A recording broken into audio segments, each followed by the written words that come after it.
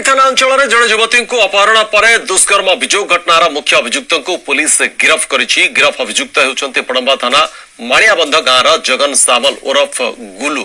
जगन को पचराउचरा करा जाउछि। काली कोर्ट चालान करा जिवो बोली बांकी एसडीपीओ कहछन्ते। पूर्व ए घटना दुई जन को गिरफ करा जायथिला।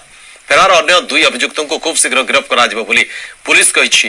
ए मामलारे अभियुक्तों को 24 घंटा भितर गिरफ करा न गले रास्ता को ओह्लाइबो बोली चेतावनी देथिला बीजेपी महिला मोर्चा। संपृक्त युवती को दुष्कर्म पर दादन खटाइबा लागि सुरत निया जाउथुवा बेले कौशल क्रमे से खसी आसी थाना रे एनै अभियोग करथिले। 11/2019 तारिख रे गोपालपुर गाँव रे सुप्रभा नायक को अपहरण करी ताको ऊपर दुष्कर्म होइतिला। से संबंध रे हम आगर दुई जन को गिरफ करी चालान करथिलु। आज मुख्य आसामी बुलू एलियास जगन सामल को आम गिरफ कर सक्षम होइछु। आज ताको आम माणियाबंध पाखरे ताको गिरफ कर सक्षम होइछु। आज तार डाक्तरी मयना सरी जाइछि। आसंता काली ताको आम कोर्ट फरवर्ड करिवो। एथिले आ दुई जन मुदाला अछंती आम ताको तुरंत गिरफ करी